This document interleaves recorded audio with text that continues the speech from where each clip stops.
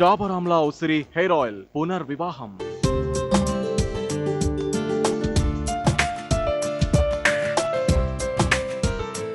నువ్వు తనకి పూర్తిగా ఫ్లాట్ అయిపోయినట్టున్నావు.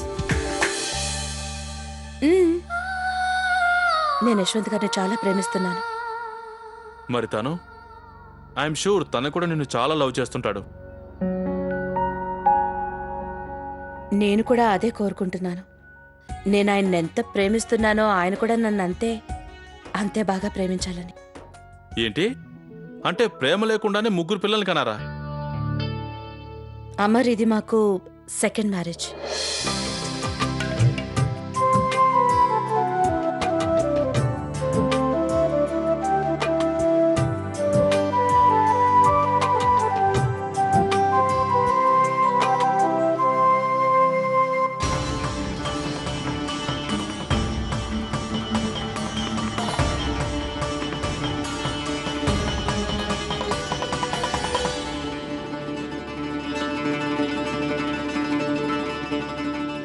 ఈ 10 సంవత్సరాల్లో ఎన్నో మారిపోయాయి కదా.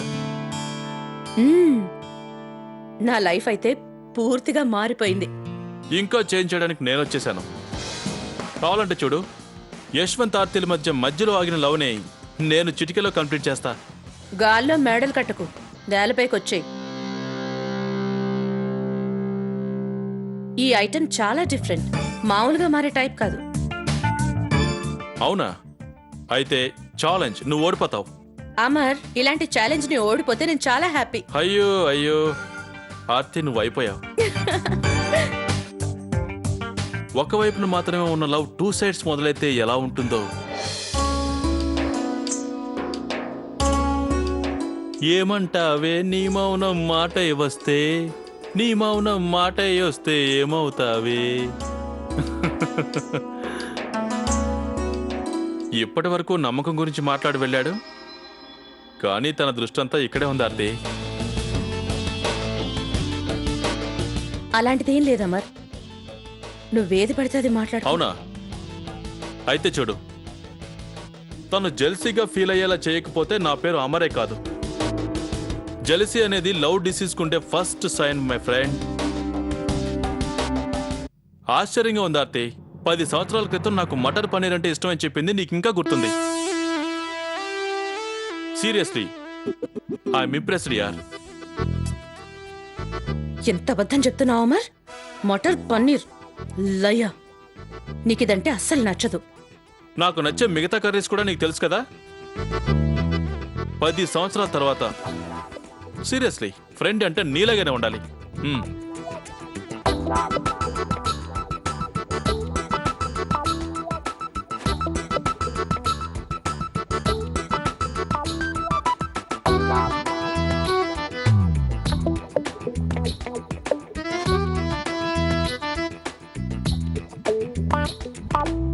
ఆర్తి, నీకు పింక్ కలర్ చాలా బాగుంటుంది.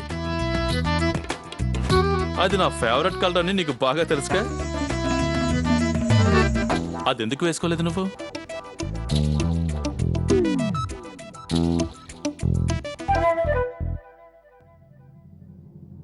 నిజానికి ఆర్తి గారికి ఎల్లో కలర్ అయితే చాలా బాగుంటుంది. ఎల్లో ఎల్లో తనకు అస్సలు బాగోదు, పేషెంట్లా కనపడుతుంది. నేను చెప్పాను కదా, పింక్ కలర్ తనకు చాలా బాగుంటుంది, అదే బాగుంటుంది. నీకు రసగుల్లా అంటే చాలా ఇష్టం కదా? ఆర్తి గారే స్వయంగా చేశారు. ఇష్టమే.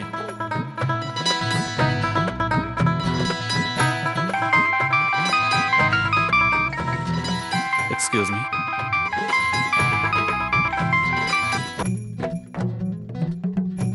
ఏంటమర్, లొడలొడా వాగుతూనే పోతున్నావు? తనకి మాట్లాడే ఛాన్స్ ఇవ్వు. తను ఏదైనా అనుకుంటే? ఓయ్, నా పని నా వేలోనే చేయని, మధ్యలో ఆపద్దు. పైగా తను డెఫినెట్ గా లవ్ లో ఉన్నాడు. చూసావా ఇందాక ఏం మాట్లాడుతున్నాడు? ఆర్తి గారికి ఎల్లో బాగుంటుందని.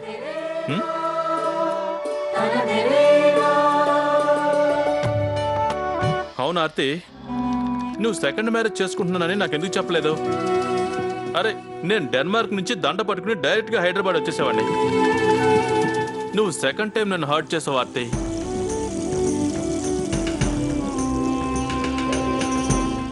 యశ్వంత్ గారు, మీరు వాడి మాటలేం పట్టించుకోవద్దు. అందరినీ ఇలా ఆట పట్టించడం వాడి హాబీ. నేను ఆట పట్టిస్తున్నానా? నువ్వు నేనేం చేసిన జోక్ అనుకుంటావు ఎందుకు? ఒక్కసారైనా నా మాటల్ని సీరియస్గా తీసుకోవచ్చుగా. యశ్వంత్, నువ్వు జాక్ పట్టు కొట్టేశావు. నువ్వు చాలా లక్కీ. కానీ ఈసారి మాత్రం ఎలాగైనా జాక్ పాట్ కొట్టేది నేనే. ఏంటా జాక్పాట్?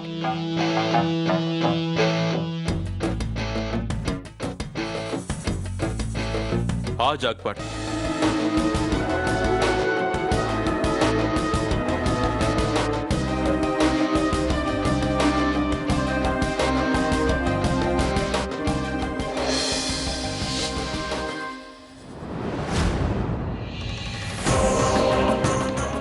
మనుషుల్ని మభ్యపెట్టి మాయ చేయడం నిన్ను చూసే నేర్చుకోవాలి.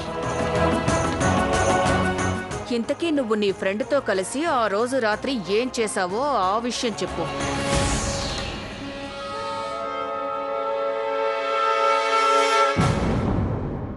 అత్తయ్య,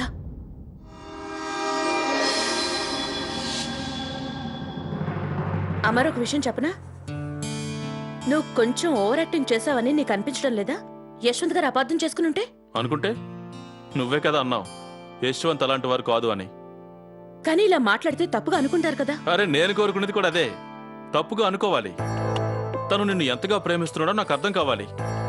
చూస్తూ ఉండు, తన లవ్కి సంబంధించిన ప్రూఫ్ నెంబర్ 1 ఒక్క నిమిషంలో బయటకు వచ్చేస్తుంది. చూడు. ఒక్క నిమిషంలోనా? ఆ, ఇప్పటికైతే ఏం లేదు. అరే వెయిట్ చేయి. వెయిటింగ్ రిజల్ట్ చాలా బాగా వస్తుంది. చూస్తూ ఉండు. వచ్చారు.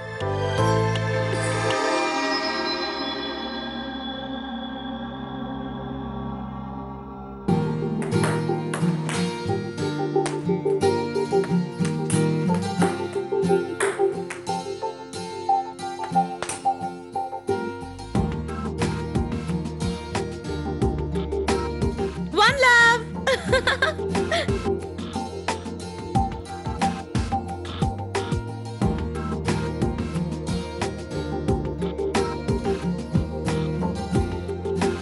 Two one.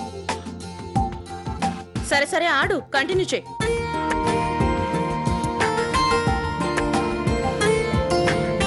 నా మీద గెలవలేవులే. 2-3.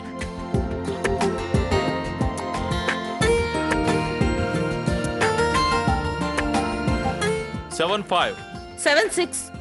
7-5. చీటింగ్ చేయొద్దు. హలో, 7-6 నేను కౌంట్ చేస్తున్నాను అమర్. అరే యార్, నేను చీటింగ్ చేయట్లేదు. 7-5. నో. ఒక్క నిమిషం. ఆర్తి గారు చెప్పింది నిజమే. 7-6. అది షూర్. సరే మీరు చెప్పారు కాబట్టి ఒప్పుకుంటున్నాను. అయినా సరే నేనే గెలవబోతున్నాను. నేనేం పెద్ద ప్లేయర్ని కాదు, అయినా ట్రై చేస్తున్నానుగా. టు సే ఫ్రాంక్, నన్నెవరూ ఓడించలేరు. ఒకవేళ నేను ఓడిస్తే? సరే చూద్దాం రండి. మీరా? యశ్వంత్ గారు, మీకు టెన్నిస్ ఆడడం వచ్చా? చాలా రోజుల క్రితం ఆడేవాడిని. ఇప్పుడు పెద్దగా ప్రాక్టీస్ లేదు. అయినా నేను మీ ఫ్రెండ్ని 11 లవ్ తేడాతో ఓడించగలను. ఓకే, అది చూద్దాం. నిజం యశ్వంత్ గారు? అయితే అమర్ని ఓడించేయండి. గెలిచి ఛాంపియన్ మీరేనని వాడికి ప్రూవ్ చేయండి.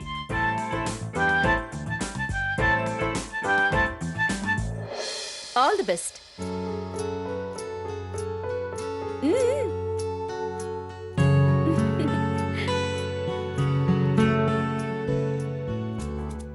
తన కోసం ఓల్డ్ ఫ్రెండ్ ఇగ్నోర్ చేస్తున్నావు. నీ ఇష్టం వచ్చినట్టు అనుకో.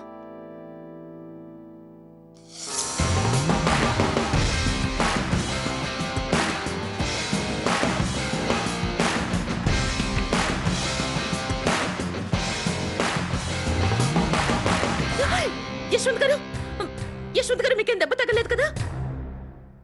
ఇంత సీరియస్ గా గేమ్ ఆడాల్సిన అవసరం ఏంటి? ఇదేమైనా ఒలింపిక్స్ గేమా మీకు మెడల్ రావడానికి? భార్య దృష్టిలో హీరో అవడం కంటే పెద్ద మెడలే ఉంటుంది మై ఫ్రెండ్. అబ్బాయిలు ప్రేమ కోసం ఏదైనా చేస్తారు. పైగా ఇది చాలా చిన్న దెబ్బ కదా యశ్వంత్?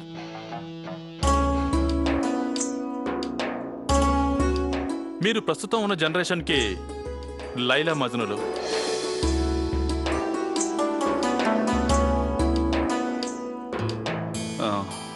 గేమ్ కంటిన్యూ చేద్దామా? As your wish.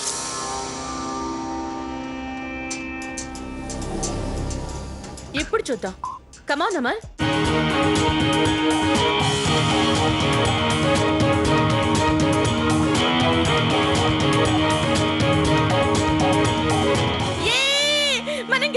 మనం గెలిచాం. చూసావా, నేను చెప్పానుగా యశ్వంత్ గారే ఛాంపియన్ అని. తను డెఫినెట్ గా గెలుస్తారని. మేము గెలిచాం.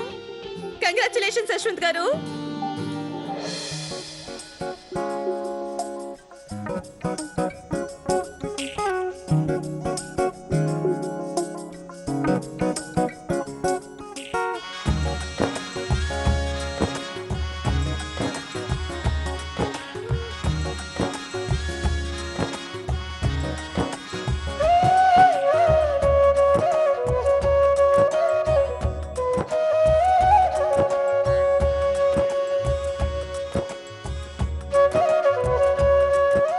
నేను ఒక ఇంపార్టెంట్ ఫోన్ కాల్ చేయాలి.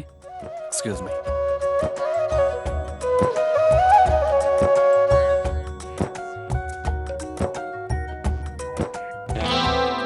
అంత ప్రేమ చూపించాల్సిన అవసరం ఏంటి? కాస్తైనా అమ్మాయిలా బిహేవ్ చేయాలి కదా. ప్రౌడ్గా ఉండు, యాటిట్యూడ్ కూడా చూపిస్తూ ఉండు. కాలేజీలో ఉన్నప్పుడు నువ్వు ఎలా అబ్బాయిల గొంతు పగలకుండా చేసేదానివి? యశ్వంత్ గారు నా ఎదురుగా వస్తే నా గొంతులోంచి మాట రాదు. నేను అసలేమీ మాట్లాడలేను. సైలెంట్ అయిపోతాను. నీకు అర్థం కాదులే.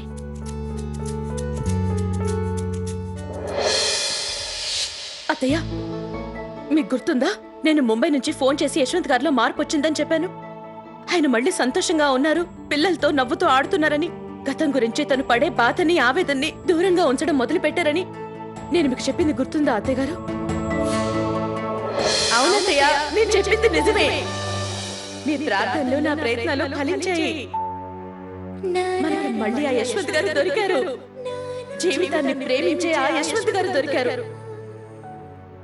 ఆడుతూ పాడుతూ ఎప్పుడు సంతోషంగా ఉండే యశ్వంత్ గారు. మేము ఇంకొన్ని రోజుల్లో బయలుదేరుతున్నాం. నేను మీకు మాట ఇచ్చాను కదా, దాని గురించి నేను దుర్గాదేవిని వేడుకున్నాను.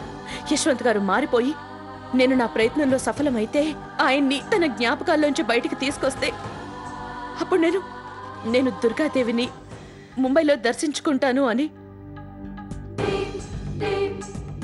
ఆ రోజు చాలా మంచి రోజు. పైగా ఆ రోజు పౌర్ణమి.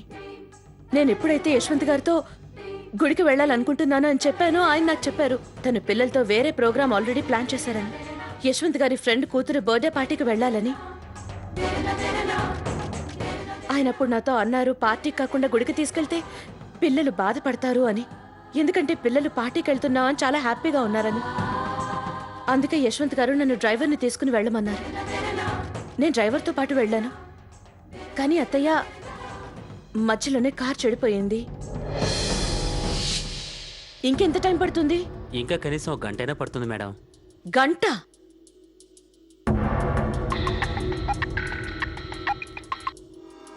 అమర్, నువ్వెక్కడున్నావు?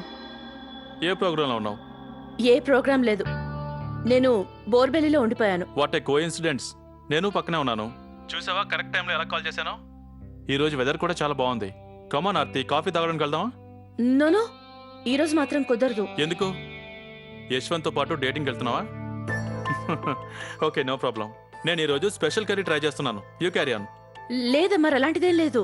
అసలు యశ్వంత్ గారు నాతో లేరు. దుర్గాదేవిని దర్శించుకోవడానికి గుడికి వెళ్తూ ఉంటే మధ్యలో కార్ పాడైపోయింది. ఇప్పుడు ఏం చేయాలో అర్థం కావట్లేదు. నాకు అసలు ఏరియా కూడా తెలీదు. నేనున్నానుగా. అన్నట్టు ఆర్తి, చుట్టుపక్కల ఎవరినైనా అడిగి ఎగ్జాక్ట్ గా నువ్వు ఏ లొకేషన్ లో ఉన్నావో చెప్పు. కొద్దిసేపట్లో అమర్ అక్కడికి తన కార్ తీసుకుని వచ్చాడు. తర్వాత మేము దుర్గాదేవిని దర్శించుకోవడానికి గుడికి వెళ్ళాము. అప్పుడు వాతావరణం మామూలుగానే ఉంది, వర్షం పడ్డం లేదు. దర్శనం కూడా చాలా బాగా జరిగింది. కానీ మేం దర్శనం చేసుకుని తిరిగొస్తుండగా వర్షం పెద్దగా మొదలైంది. కార్ దగ్గరికి వెళ్లేసరికి మేము పూర్తిగా తడిసిపోయాం. రోడ్డు పైన కూడా చాలా ట్రాఫిక్ ఉంది. ఎక్కడ చూసినా నీళ్లతో నిండిపోయింది. అమర్ నాతో అన్నాడు, పౌర్ణమి రోజు సముద్రంలో తుఫాన్ వచ్చే అవకాశం ఉంటుందని. అందుకని అప్పుడు వర్షం చాలా ఎక్కువ పడింది. మా కార్ ట్రాఫిక్లో ఇరుక్కుపోయింది.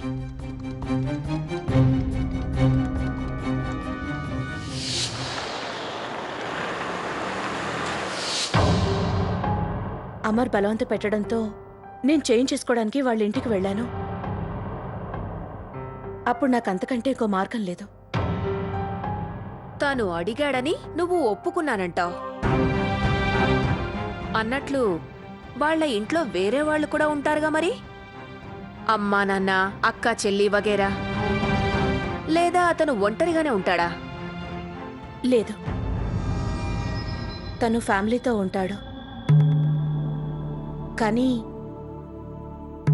ఆ రోజు వాళ్ళ ఇంట్లో ఎవ్వరూ లేరు. వాళ్ళ రిలేటివ్స్ వాళ్ళ పెళ్లికి వెళ్లారు. అమర్ నాకు వాళ్ళ సిస్టర్ డ్రెస్ ఇచ్చాడు. నేను వెంటనే చేంజ్ చేసుకున్నాను. ఆ తర్వాత ఇద్దరం వెంటనే బయలుదేరిపోయాం. ఎందుకంటే మాకు తెలుసు ఫామ్ హౌస్ అక్కడి నుంచి చాలా దూరం అని, చాలా టైం పడుతుందని. అందుకే మేము వెంటనే బయలుదేరాం. అప్పుడు టైం ఎంత అవుతుంది? ఇంచుమించు 11-11:30 అవుతుండొచ్చు. మరి మీరు ఇంటికెప్పుడొచ్చారు? 3 గంటల తర్వాత. అంటే 11:30 నుంచి ఉదయం 3-4 గంటలైతే గాని మీరు ఇంటికి తిరిగి రాలేదన్నమాట.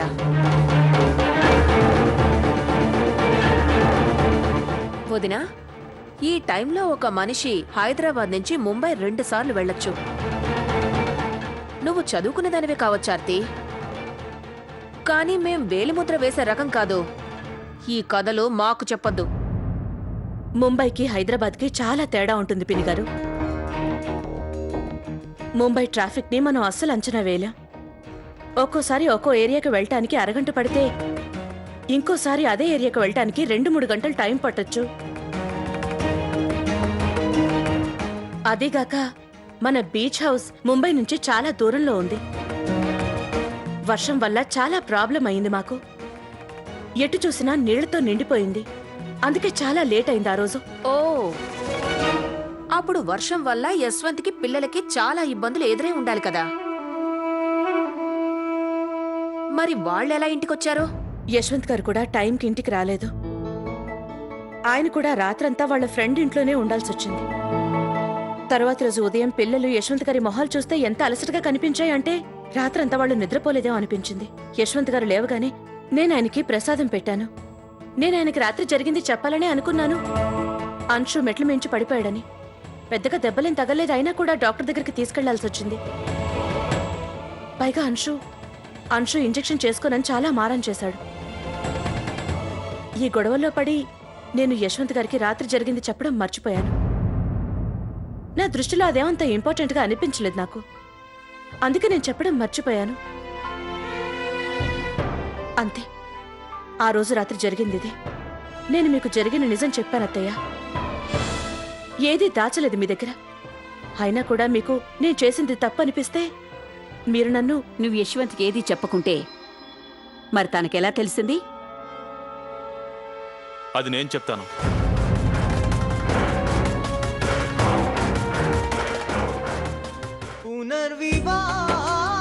డాబర్ ఆమ్లా ఉసిరి హెయిర్ ఆయిల్ పునర్వివాహం.